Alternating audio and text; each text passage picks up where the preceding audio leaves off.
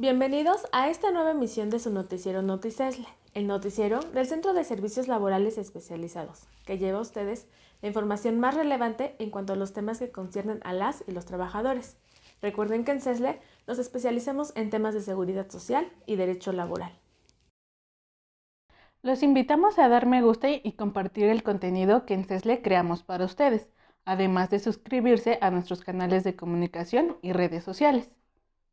En esta emisión de su NotiCesle hablaremos sobre los procesos de legitimación de los contratos colectivos de trabajo que a partir de la reforma laboral de 2019 tienen que ser avalados mediante el voto personal, libre, directo y secreto de los trabajadores, agremiados a las organizaciones sindicales, que busca terminar con los contratos de protección laboral. Al respecto, retomaremos algunos casos relacionados con las violaciones al derecho a la libertad sindical y negociación colectiva que se encuentran vigentes en México. La precariedad salarial y laboral es un problema real en nuestro país que se ha acentuado por los efectos de la pandemia mundial de coronavirus. En este espacio del NotiCesle expondremos un breve análisis de esta situación y la exigencia de algunos sectores de la población para atender a esta problemática. En Zacatecas, el gobernador próximo a dejar sus funciones envió al Congreso del Estado una propuesta para modificar el Fondo de Pensiones de los Trabajadores del Estado de Zacatecas. Aunaremos en los detalles de dicha propuesta y las reacciones de los trabajadores ante estos cambios. Quédense con nosotros para entrar en detalle. Mi nombre es Jessica Rosales. Y yo soy Laura Diego. Bienvenidos.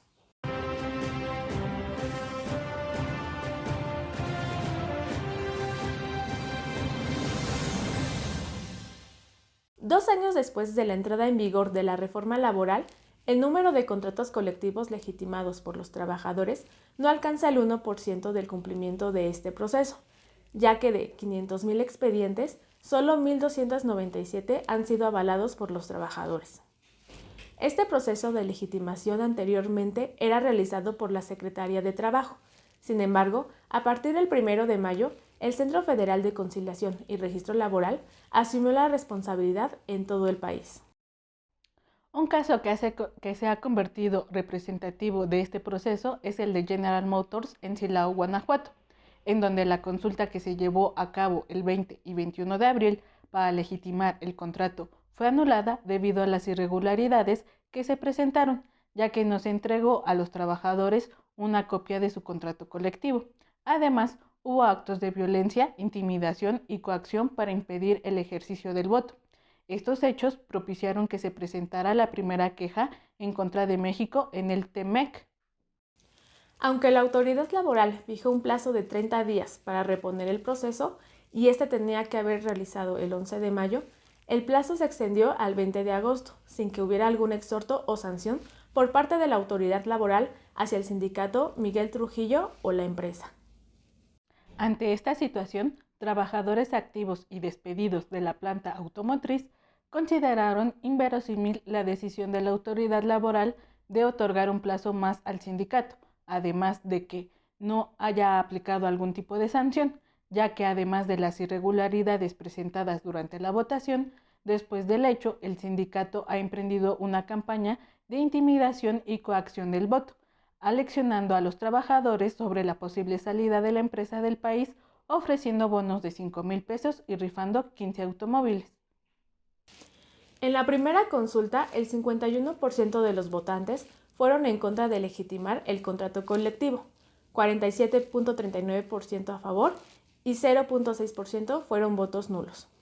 En caso de que las cifras sean similares a las anteriores, el contrato colectivo se dará por terminado, pero las prestaciones y condiciones de trabajo se deben respetar.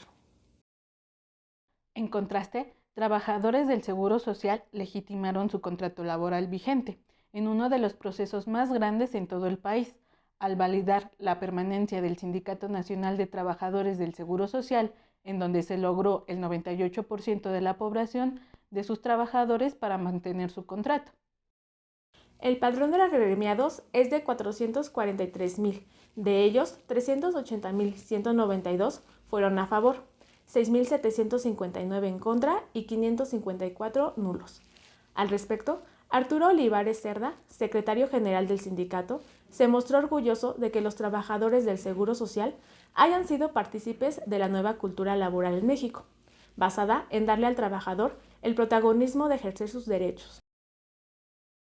En más temas de negociación sindical y conflictos laborales, el jueves pasado la Suprema Corte de Justicia de la Nación restituyó de manera unánime el derecho constitucional a huelga de los mineros del Sombrerete, Zacatecas, y de todos los trabajadores que decidan hacer uso de ese recurso para la exigencia de sus derechos. El fallo exige que la mina se abra y se regresen sus empleos y sus salarios a los trabajadores de la mina de San Martín, que han resistido la huelga desde julio de 2007 e iniciaron por violaciones al contrato colectivo de trabajo y malas condiciones laborales.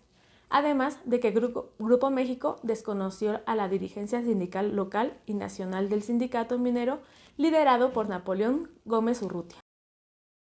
En tanto, Grupo México y Germán Larrea, en los casi 14 años que lleva la huelga, ha acudido a todo tipo de maniobras para romper el movimiento y demandar la titularidad del contrato colectivo.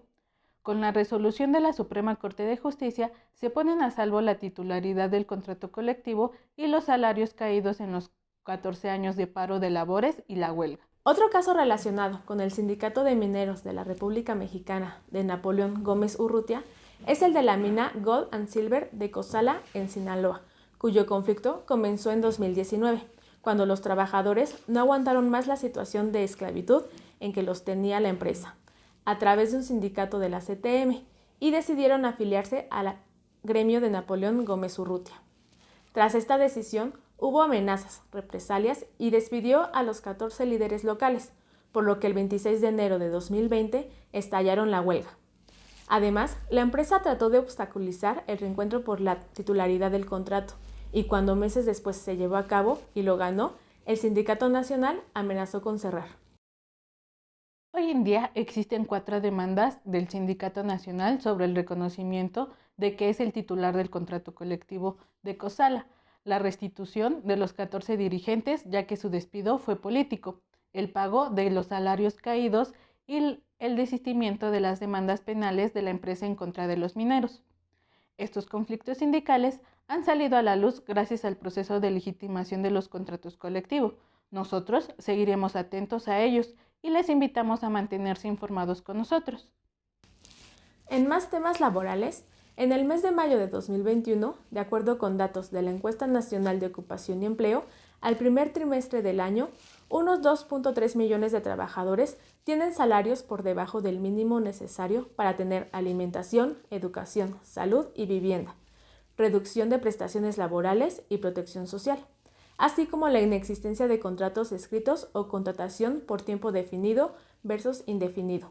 Hacen que la precariedad del empleo en México esté en su nivel más alto en 2 décadas, lo que ha contribuido a que el índice de pobreza laboral esté aumentando porque hayan personas que ganen 2 o menos salarios.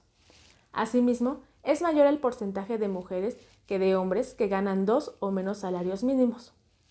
En el primer trimestre de 2021, 58.3% de los hombres subordinados ganaba 2 o menos salarios mínimos. En las mujeres, el porcentaje es de 67.6%, el cual se incrementó de manera acelerada en los últimos 20 años, incluso antes de la pandemia en 2019. La encuesta revela que de la población trabajadora subordinada, que ascendió a 36.3 millones en el periodo de referencia, 12.1 millones no tienen prestaciones, mientras en 2005 eran 10 millones. La seguridad social y la pérdida de seguridad social formal vienen acompañadas de la pérdida de empleo para el sector formal y quienes laboran en el sector informal o se autoemplean carecen de protección social. Un ejemplo claro de la precariedad laboral es el que viven día a día jornaleros agrícolas del campo mexicano, quienes se han organizado para manifestar y exponer la situación de precariedad en la que se encuentra este sector.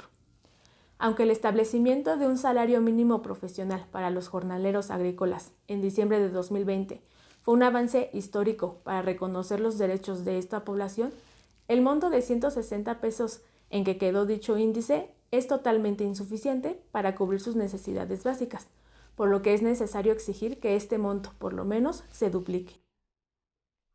Por citar un ejemplo, solo en la región de Tlapa, Guerrero, más de 21,000 personas decidieron migrar a los campos agrícolas del norte y del occidente del país, como parte de una fuerza de trabajo que nunca se detuvo a pesar de la pandemia, pero tampoco gozó de condiciones laborales juntas.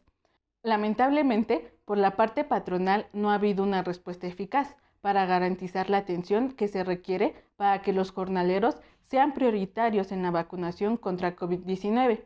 Además, la canasta básica se fue por los cielos y los salarios de los trabajadores agrícolas siguen congelados, lamentó Lorenzo Rodríguez, secretario general del Sindicato Independiente Nacional Democrático de Jornaleros Agrícolas, quien además señaló que fijar el salario mínimo profesional de este sector a finales del año pasado fue histórico, pero no estamos satisfechos, pues de acuerdo con estudios sobre el tema, los trabajadores del campo deberían ganar al menos 500 pesos para cubrir el precio de la canasta básica, y hacerlo no significa exigir prebendas o beneficios especiales, sino garantizar las bases de un salario digno y condiciones seguras de trabajo. Sin duda, creemos que la justicia salarial para la población jornalera es una deuda pendiente del Estado mexicano.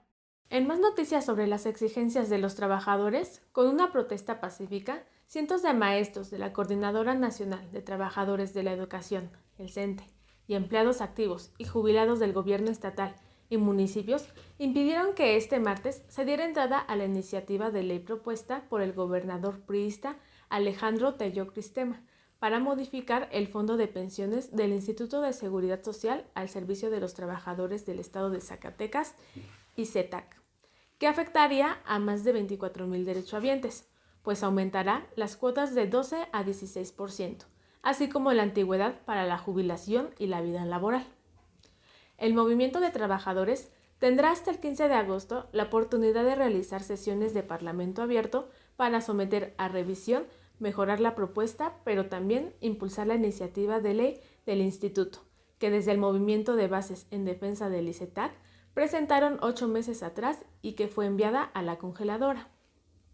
Estas serían las noticias e informaciones por el día de hoy. La invitación de CESLE sigue siendo la misma: mantenerse atentos al curso que dan cada tema relevante para la vida y ejercicio de los derechos de los trabajadores.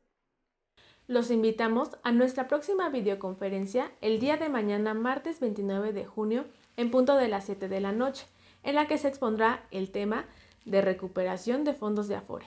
Esto a través de nuestros canales de comunicación y redes sociales. No se lo pierdan. Otra invitación importante es suscribirse a nuestras redes sociales, dar me gusta y compartir el contenido que nosotros creamos para ustedes. Mi nombre es Laura Diego. Y yo soy Jessica Rosales. Hasta pronto.